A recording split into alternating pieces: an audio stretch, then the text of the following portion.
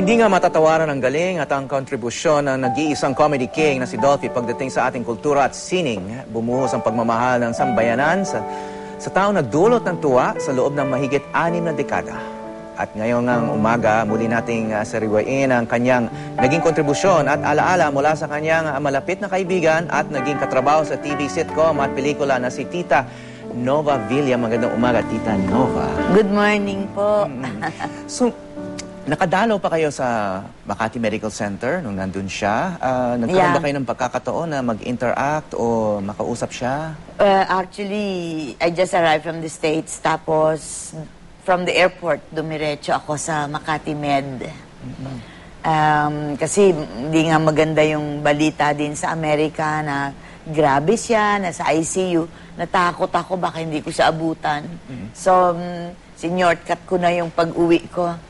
Instead na 21 ang alis ko doon, 23 ako dadating. Umalis ako ng 19. Napaaga yung pagbalik niyo rito. So, 21 ako dumating. Dumiretso kayo. Diretso Napaaga ako dahil kay Tito Dolphy din.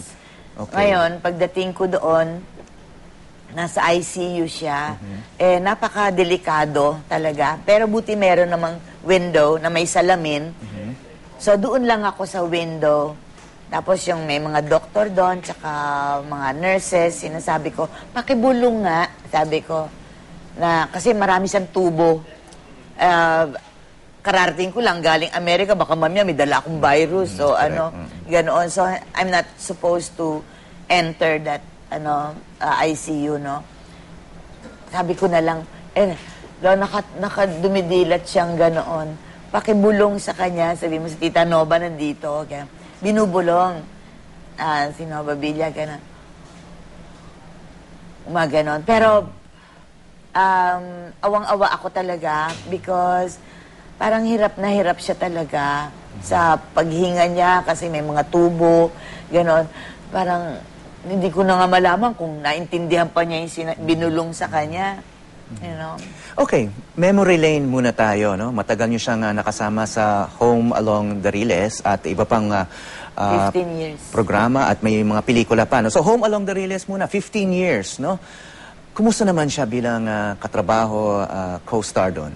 Sa 15 years namin, wala pang nangyaring mga samaan ng loob, gulo, away, mga ganyan, nothing.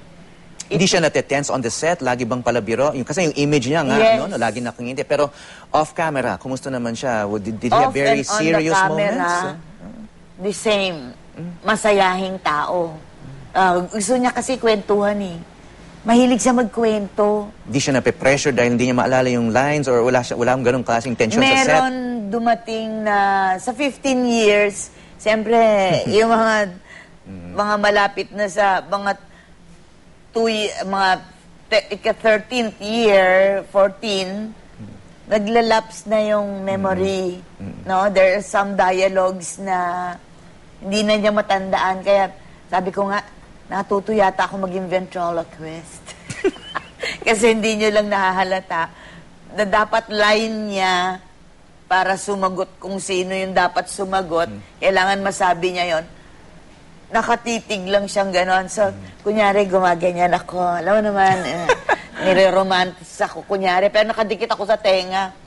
Sabihin mo yung basura. Dapat itapon. Yung basura. Yon. Hindi nahahalata, pero lagi akong bumubulong. Lagi akong nag-feed sa kanya ng dialogue. O kaya, kung minsan, ako yung nagpapaalala. Sinasabi ko, dialogue ko. Kunyari, at saka yung basura, yun, pag narinig niya yon, oo nga pala, hindi ba sinabi ko sa inyo? Ayun, ganon. At siguro may ad-lib na rin yun, no? Mabilis din siguro siya mag-improvise. Oo. Dahil siyempre, comedy ito, kailangan talaga may ad-lib ka eh. Hindi pwedeng nakatuto ka lang sa script. Basta't huwag kang lalayo.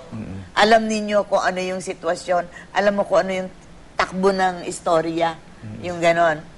So, ano na rin noon, dala na lang siguro ng edad, no?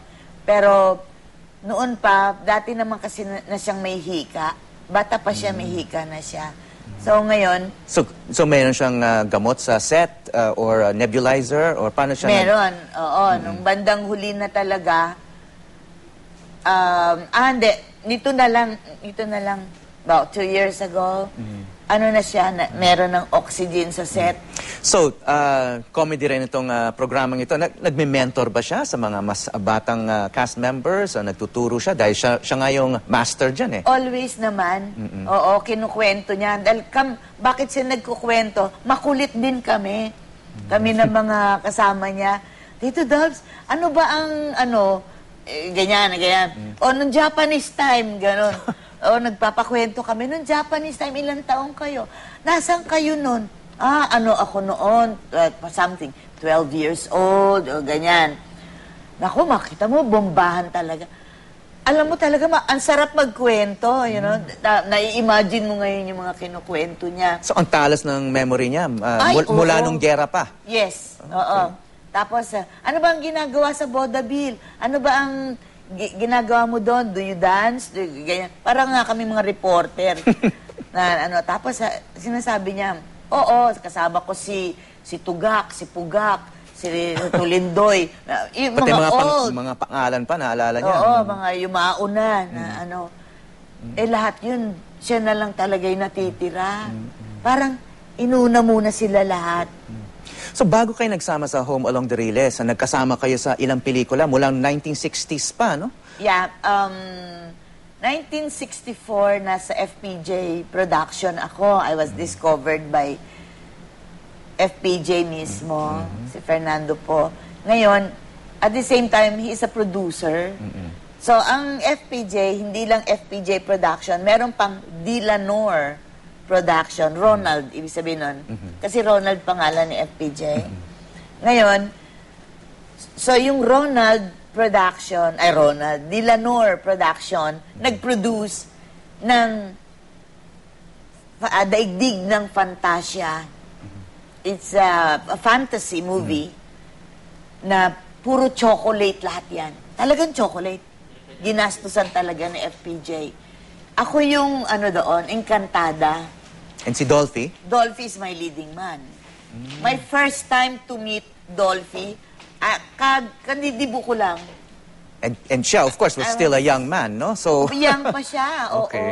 Ano bang alaala niyo yung tungkol sa kanya, no? Debonair ba siya? Malandi? Ano ba siya? Was he flirtatious with leading ladies? No. Hindi. Kung ano siya today, itong nakilala natin na yung tahimik, yung humble, ganun din siya noon. Pero napansin ko, ang gaganda ng damit. Ano siya talaga? Always naka-Amerikana. At saka kung ano, kulay ng sombrero, ganon. Puti-puti, mahilig sa white. Pero pag nag-Amerikana, nasa uso talaga. Lalo na slim siya noon eh. Okay. Kaya maganda siya magdala ng damit. Tita, one final point lang about Tito Dolphy, no?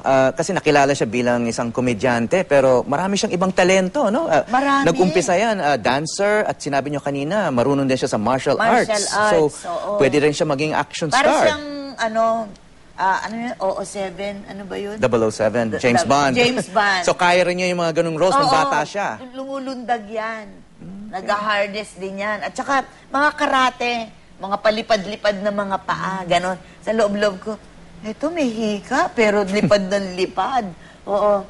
Tapos may ginawa akong movie kami, Laberting Labra, at saka siya. Ganon, karate. At may mo nagkakarate, naka-Amerikana yun. Hanggang sa matapos ang pelikula, ano siya talaga. Di ba si 77, 007, lagi ang James Bond. Ganon din siya. Yan ang hindi alam ng marami. Maraming salamat po sa mga memories na yun, Tita Nova Villa. Salamat.